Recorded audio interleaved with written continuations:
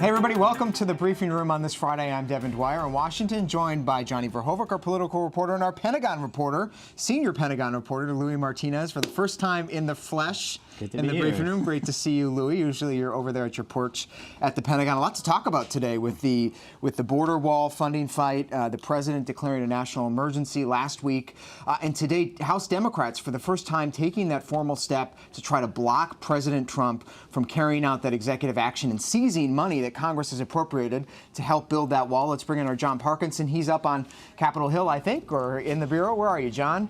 I'm at the White House in front today, of the White House. All right, on the other side of town. Bring us up to speed on what Nancy Pelosi did today and what the odds are that congressional Democrats can actually tie the president's hands. Yeah, well, I think this is the first swing really at the piñata there that the president's got with his national emergency declaration. Today they filed a bill. We expect them to have a vote on Tuesday next week.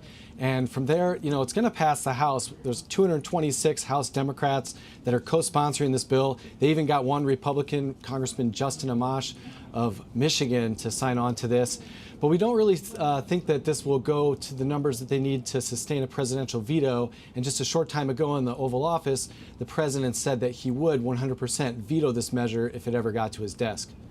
So this is the first legislative attempt, Louis, to try to block the president's money grab here, if you will. Let's remind everybody, I think we have a graphic of how President Trump has decided he's going to cobble together more than $8 billion to begin construction of the border wall. Of course, the spending bill that was signed last week, avoiding a government shutdown, would provide about 1.4 of that. But then the president said he's going to use executive action to seize drug forfeiture funds from the Treasury. He's going to also take some money from the Pentagon's drug interdiction program, $2.5 billion there.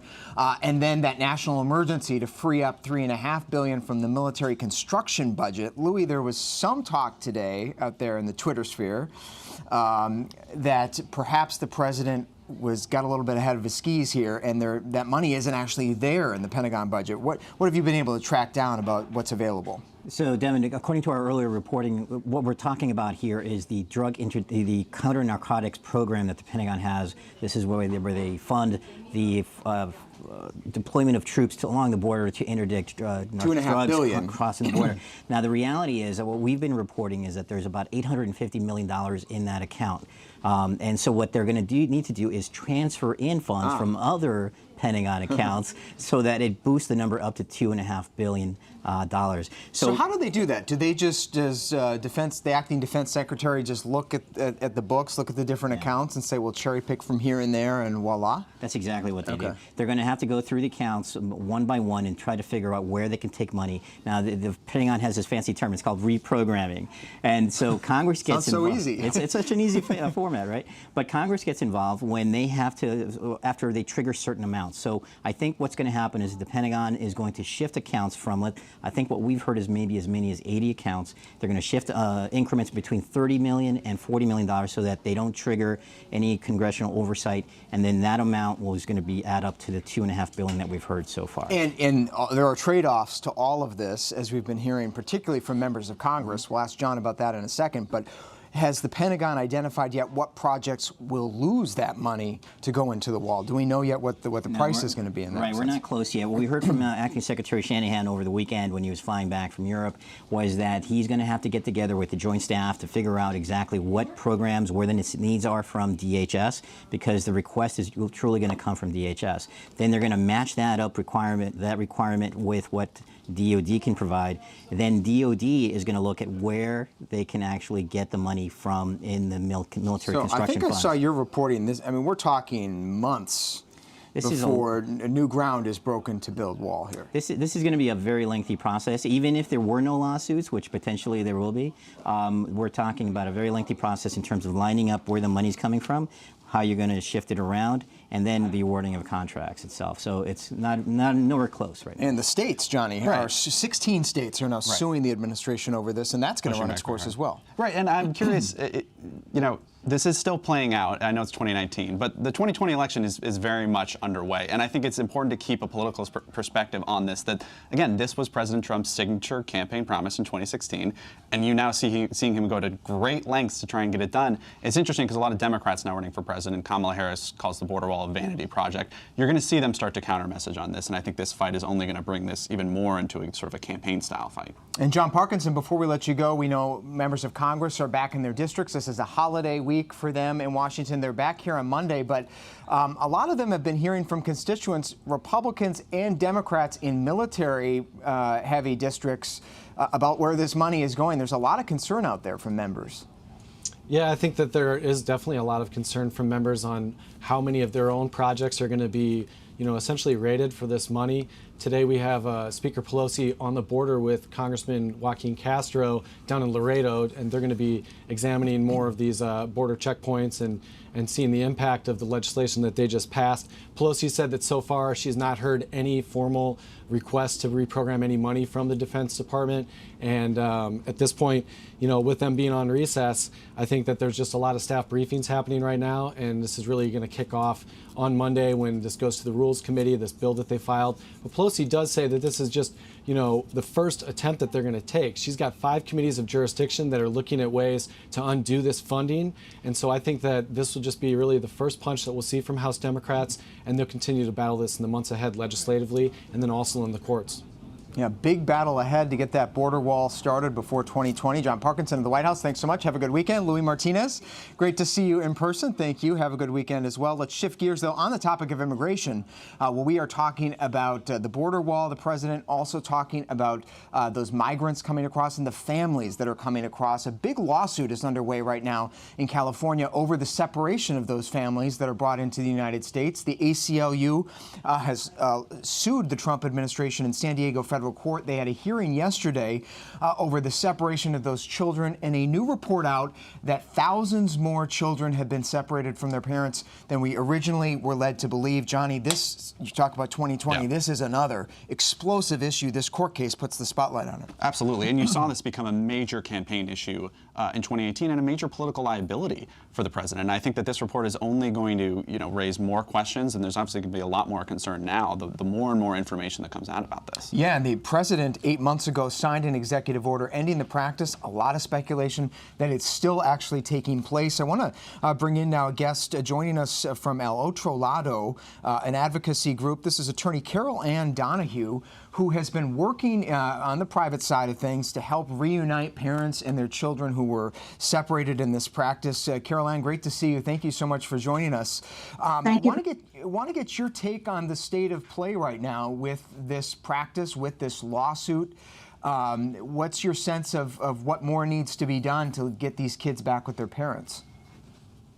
Well, obviously, we would like to see all of the families get justice who were separated. And we believe, as the judge said yesterday, that the fundamental premise of the lawsuit is that there was an unlawful separation. And if not for that unlawful separation, we wouldn't all be where we are right now. And now the government is saying that if we ban the class to include all the people that apparently were not included before, as we find out every day that there are even more families that were separated, that will cause, it would be too burdensome for the government to actually rectify and reunify these families. And the government actually has made very little effort to reunify the families, to find the people that they have deported. And it has been mostly nonprofits and advocacy groups who have found these families, who raised money to find these families, had to go into dangerous remote areas to find these families. And I think we can agree that it's ridiculous for the government now to say it's too much of a burden to undo what they did in the first place. Yeah, the judge in this case excoriated the government over this practice. And to take a step back from what you're saying, Carol Ann, to remind people, this federal court case has actually been underway for some time. The judge ordered the government to effectively reunite all children that were taken since the zero tolerance policy began in 2017. But what you've pointed out is that there's a new study out that this began well before 2017, and there are thousands more children who were never addressed. The judge is now considering whether to include them in her order. What are you doing? What is your group doing to help reunite these families? Well, honestly, we have done a lot of work on the ground.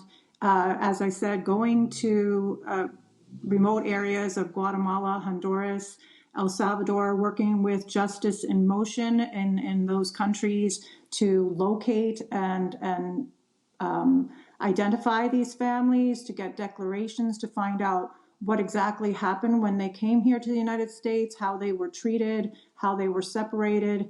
It should be noted we've done FOIA requests, Freedom of Information Act requests for these families, and we've gotten back very little information on what actually happened when they were separated. There will be a response for the parent, but there's no indication that they came with the child. So it's clear that the government did not in any way take measures to ensure that these families, if they were separated, once they were separated, would then get reunited. Wow, what a huge mess and painful. As the ACLU attorney said yesterday, we're talking about children who could be permanently orphaned if they aren't reunited, which is just sort of a stunning thought. Before we let you go, Carol Ann, give us a sense of what the biggest challenge is in this process. Is it tracking? Is it simply the language barrier? Is it the matching the names? The fact that there's no system in place? How do you bridge that divide? Well, and again, the challenge should not be on us. It should be on the government, because they're the ones who caused this problem in the first place. We raised over $1 million through Together Rising, a crowdfunding source, to be able to locate these families. That money is nearly gone. We don't know that we would have the money to locate these other families that apparently were also separated. So the burden, and also another thing is, obviously the government has not acted in good faith. We put in petitions for family members to come back, to be returned to the United States.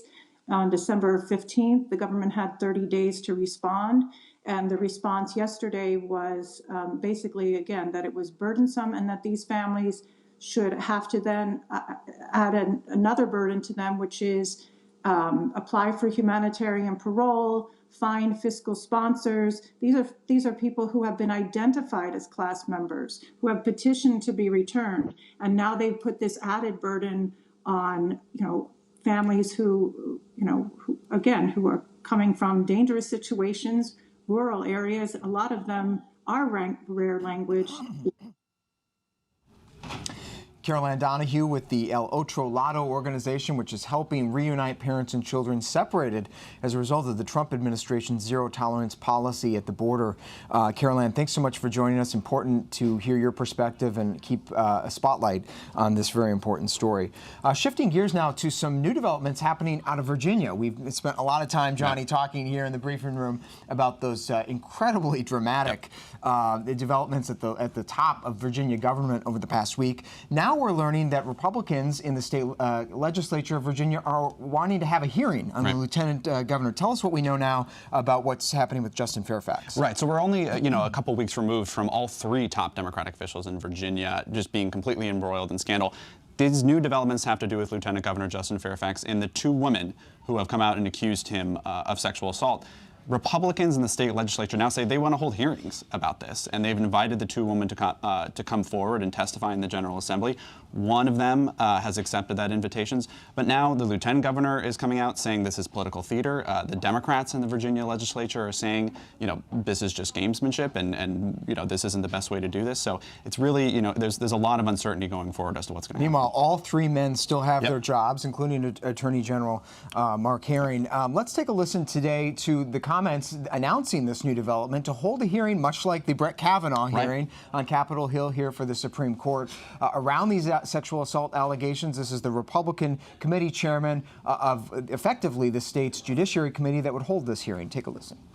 It's been more than 2 weeks since Dr. Vanessa Tyson and Ms. Meredith Watson made very specific and detailed allegations that they had been sexually assaulted by Lieutenant Governor Justin Fairfax. I think it's appropriate to make a statement about future plans. So I announce today, the Courts of Justice Committee will schedule a meeting where we will invite Dr. Tyson, Ms. Watson to testify. We will also be inviting Lieutenant Governor Fairfax to testify. This will give all parties a chance to be heard. So another political spectacle sure to play out very soon. I want to bring in our correspondent Zachary Kish, who spent a lot of time reporting down in Virginia, joins us now from New York. Zachary, great to see you. So what do you make of this new turn? And, you know, I guess one question I have is, and you had done a lot of reporting on the victims, where's the criminal aspect of this? Is this just pure politics? Well, it's being called a political stunt, right? I mean, essentially what's going to happen here is these women are going to go into this public arena. It will be broadcast. We'll be able to see it happen live. And they're going to say some really awful things about the lieutenant governor. And what the lieutenant governor has said from the beginning, at least in the conversations that I've had with his team, is that they want this to happen in a criminal form. So whether that's the attorney general or the police department in North Carolina or Massachusetts where these incidents happened, they believe that is the proper venue to flush these things out and get to the bottom of it.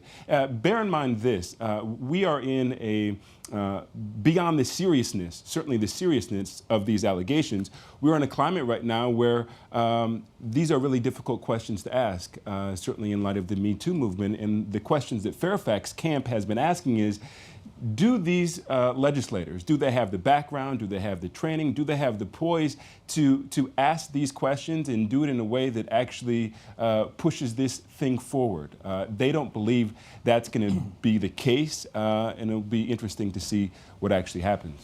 Yeah, remember the comparable hearing here in the nation's capital with Brett Kavanaugh, then a candidate for the Supreme Court. The Republicans, Johnny, hired a sex crimes prosecutor from Arizona to come in and do the questioning, to Zachary's point. Right, and one thing I do want people to remember in this case is that Fairfax has been represented now for a while now by the exact same law firm that Brett Kavanaugh hired during his hearings, and one of his accusers is employing the same law firm that Dr. Christine Blasey Ford hired during her hearing. So the parallels between that are incredible, and Zachary makes a very important point that, you know, this is an era where the American society is trying to figure out exactly how to litigate these claims and what's the best way to investigate them. And Zachary, I'm struck by the fact that this has now taken such a political turn. In the early days of this story, with when both the governor, lieutenant governor, and attorney general all each had embroiled in their own scandals, there did seem to be from afar, a very bipartisan condemnation of each of them, sort of a unity in opposition to the behaviors and the allegations that were brought. But now,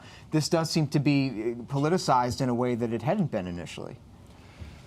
I mean, you just laid it out there. It's such a convergence of events, right? So I'm out there in Richmond talking about the idea that Fairfax could be taking over for the governor, right? Over for Northam, who was tied to these blackface photos. And just like that, these allegations started to surface. At some point, the second one came out, and essentially we got here. But to your point, the governor of Virginia has been adamant that he is staying. Even his tone suggests that he feels like he's on a bridge over troubled water. He was supposed to be out in the community this week, part of his racial reconciliation tour. That stop was canceled. As it relates to Fairfax, I mean, he has a lot of issues that he needs to address. Certainly, there was a call for his impeachment.